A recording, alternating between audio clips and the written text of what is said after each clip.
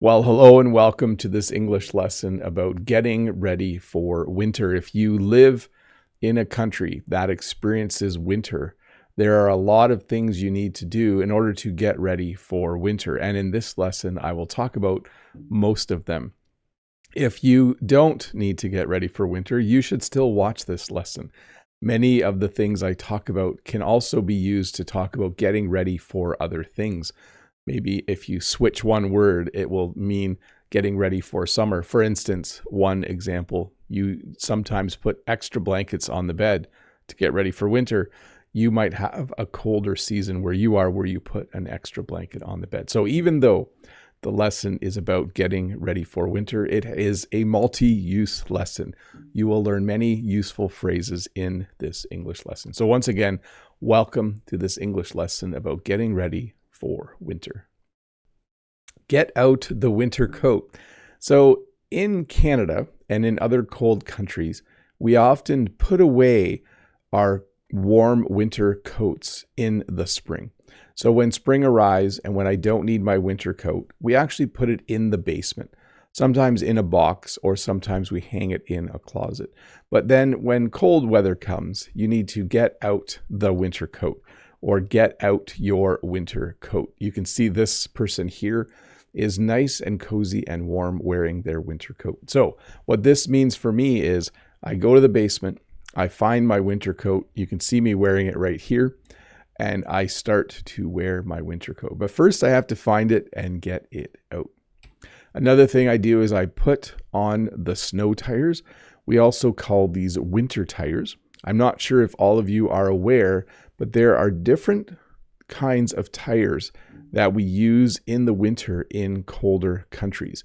The rubber is a little softer, so in really cold weather, the tires grip the road really, really well. So it's just handy to have.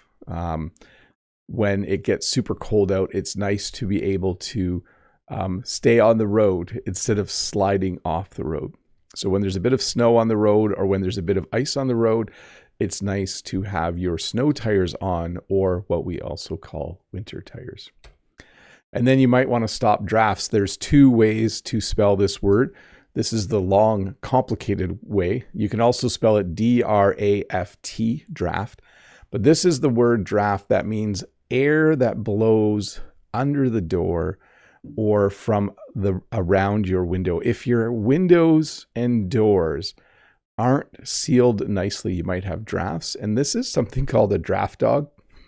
Some people have these types of things to lay along the bottom of a door to stop wind from blowing in. There are many other things you can do to stop a draft. You can put stuff on the door itself to stop a draft, but this is something people do. They stop drafts.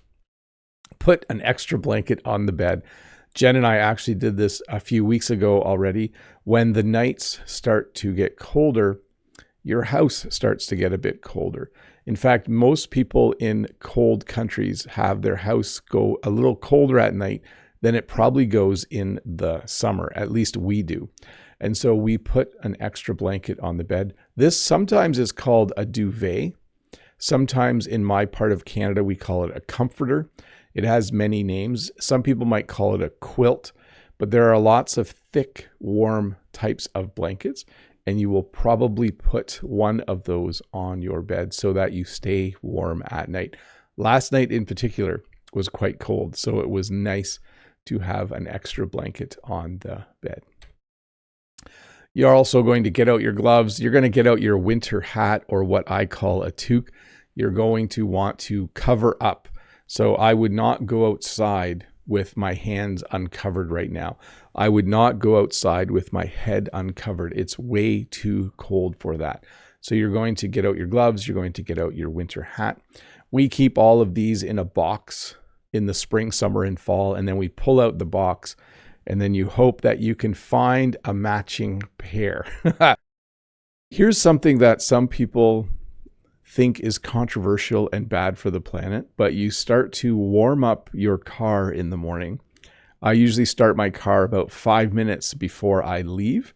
Some people say you don't need to do this, but I like to warm up the car so that I can clean the windshield and the side windows better.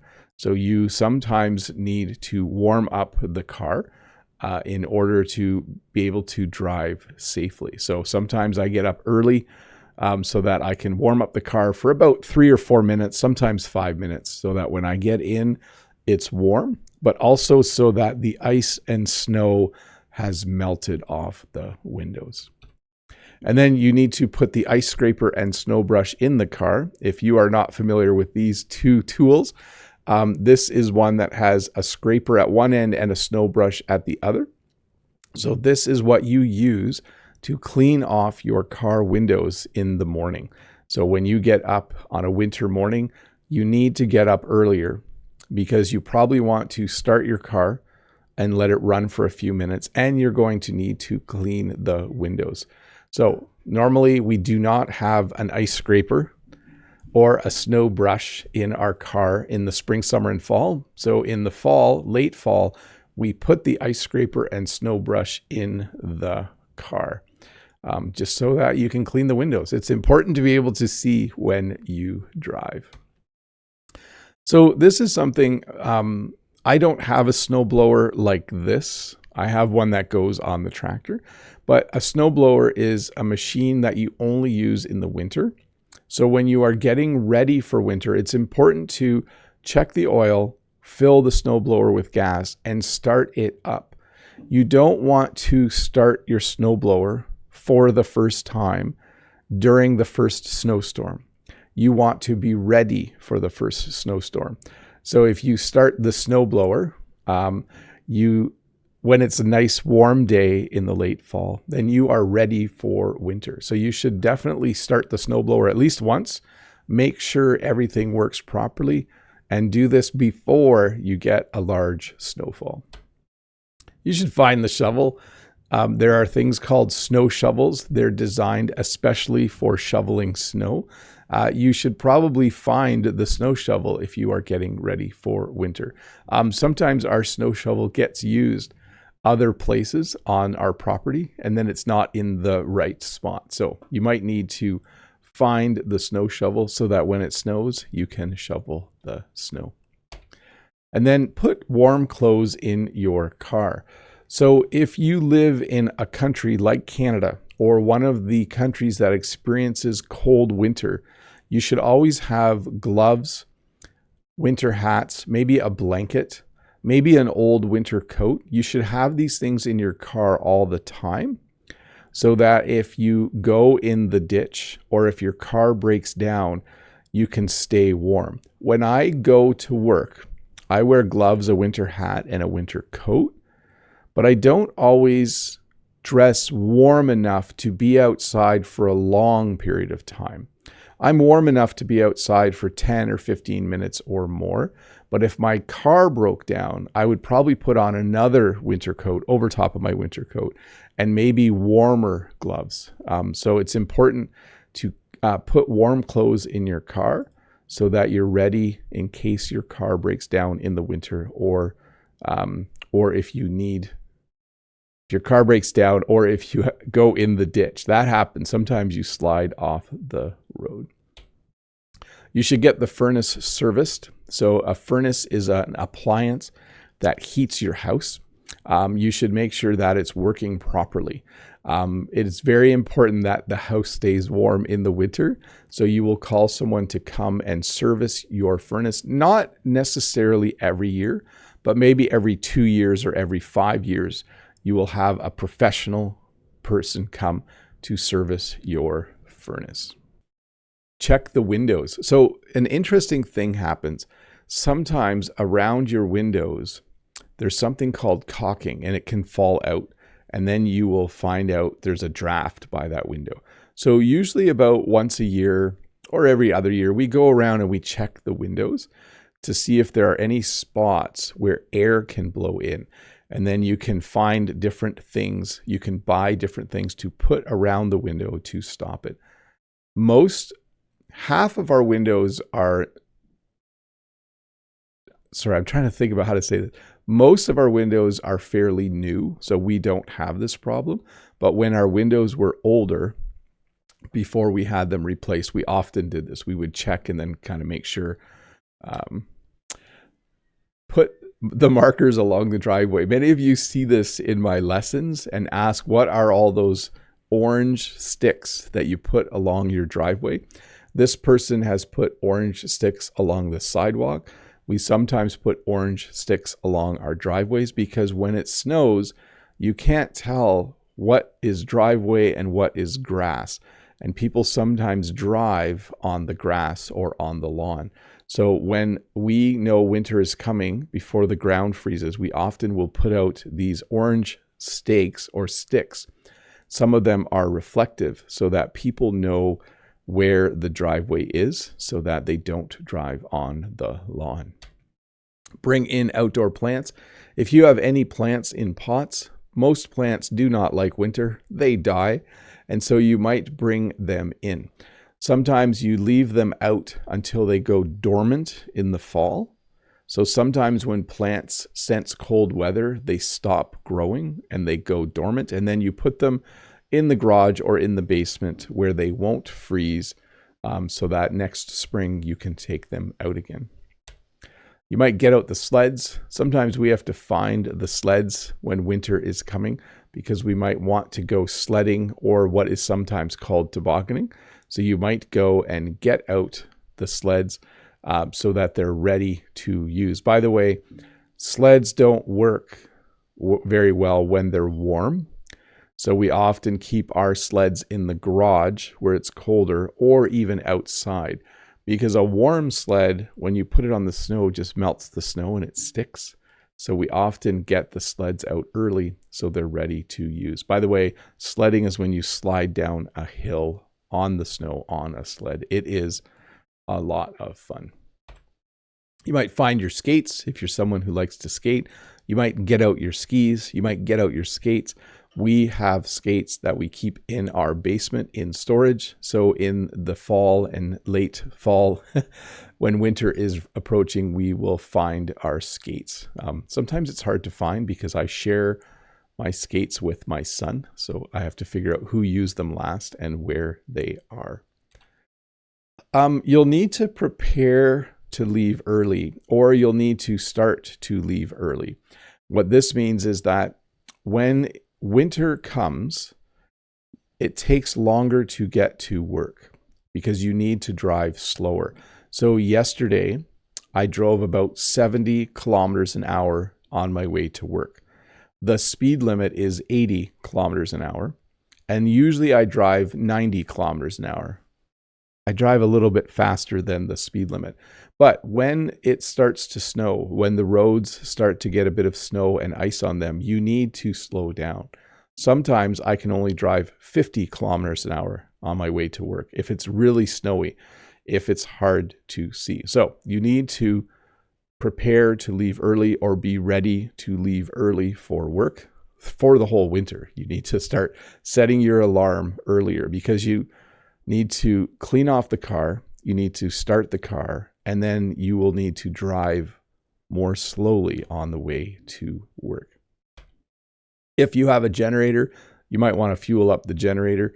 Winter sometimes brings really, really bad storms. So sometimes it's a good idea to be prepared for a power outage. If the power goes out, if there's no electricity for a day, you need a generator in order to run your furnace and to run a heater and to keep your house warm. So it's always good to fuel up your generator. So this depends on the type of tap you have, but you might want to turn off outside taps. Outside taps are interesting because this is an outside tap. When you turn it, the mechanism is on the inside of the house where it's warm. That's how an outside tap works. So you don't really have to turn them off. I guess that's a bad way to describe it, but you have to make sure there's no hose connected to it and that part that goes through the wall can drain freely. Hopefully I explained that well and you understand what I am saying. So you need to drain everything. If you have any garden hoses outside, you should drain them. garden hoses outside, you should drain them. If you have a bird bath, you should empty it. If you have anywhere where water can freeze, you should take the water out when you are getting ready for winter, because water, when it freezes, expands.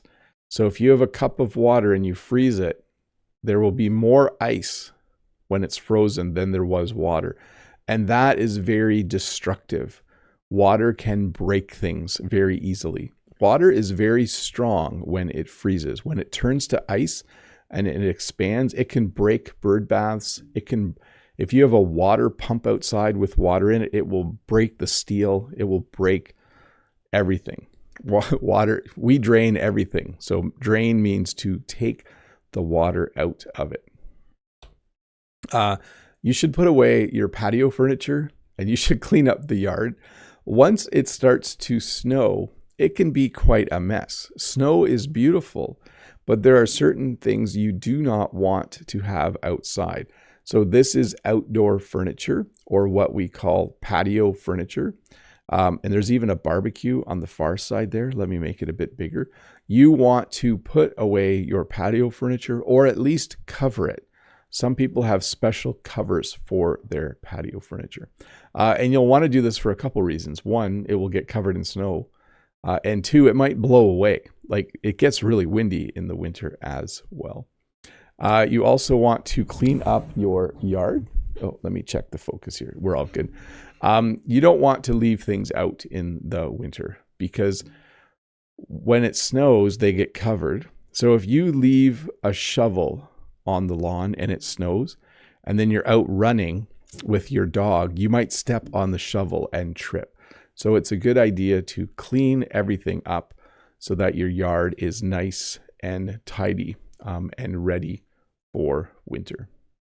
Always fill up. This is something you should do if you know bad weather is coming. So in the winter, something that's different than the summer, I don't often let my car get all the way to empty. Often when it's just below half, or when it's at a quarter tank, I'll fill up, because you don't always know when it's going to snow again. And more importantly, you don't know if you might get stuck. Either maybe you go off the road or you're in a traffic jam. And if you're doing that for a long period of time, you have to keep your car running to stay warm. So it's not, I don't know if everyone does this, but I keep my cars full. Like if it's half a tank, I'll fill up, especially if I know bad weather is coming. You need to wear layers. You can see I'm already doing that. I'm wearing 2 layers. When I put my coat on, I will have 3 layers. The best way to stay warm in cold weather is to wear layers. So when you're getting ready for winter, you will probably look for an extra t-shirt to wear underneath. Sometimes I'll wear 4 layers. I'll wear a t-shirt, a shirt with a collar, a sweater, and a coat when I go outside. When you wear layers, you stay warmer. It's kind of a funny thing that people might not understand. But if you wear a t-shirt, another shirt, a sweater, a vest, and then a coat, you will be really warm. The layers will keep you warm. So when you wear layers, this guy, it looks like he's wearing 1, 2, 3. He's probably wearing at least 4 layers of clothing. That will really help him stay warm. So getting ready for winter, you need to make sure you have the clothes you need to wear layers. Buy salt. This is a little controversial as well, because it's not good for the environment, but salt will melt ice. So if you have a walkway in front of your house, if there's an area where you've cleared the snow away, but there's still ice, usually we will put salt on the ice to melt it. For some reason, salt and ice together, salt changes the freezing temperature of the water, so it will actually melt the ice. We do this a little bit on our front walkway. We usually put down some salt so that you don't slip and fall. So in order to do that, you need to buy salt in order to get ready for winter. Check to make sure the humidifier is working. A humidifier is an appliance that puts moisture into the air. It puts water into the air. When you heat your home, the air becomes drier. It's just a natural process. So some people will have a humidifier so that they can keep the air in their home more humid. And so you might want to check the humidifier to make sure it is working. You might want to change the furnace filter.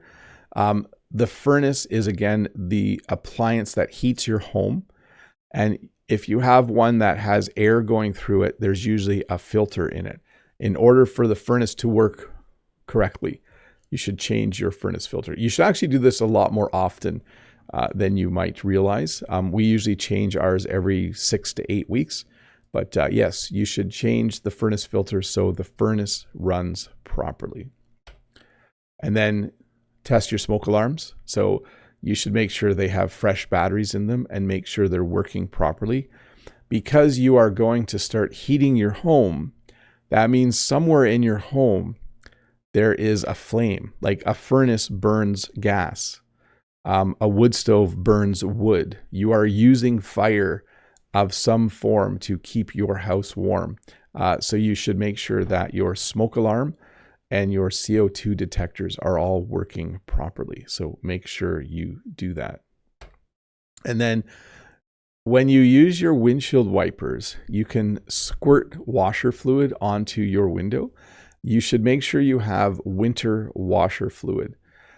Almost all washer fluid won't freeze, but winter washer fluid is even better. So this one goes down to minus 34 Fahrenheit. So that's really cold. This will not freeze. So it just is a good idea to have the right kind of washer fluid in your car. And then make sure you have flashlights and batteries. Sometimes in the winter, the power goes out and it's hard to see in the dark. In most countries that experience winter, it's also the time of year when the days are the shortest and the nights are the longest. Right now, at 4:45 in the afternoon, it starts to get dark here. By 5:15, 5:30, it is dark. And then it doesn't get light out again until 6 in the morning or something like that. So it's a very dark time of year. It's a time of year where there could be storms and the power might go out. So it's always a good idea to have flashlights and batteries. Most of the time we just charge our phones now though.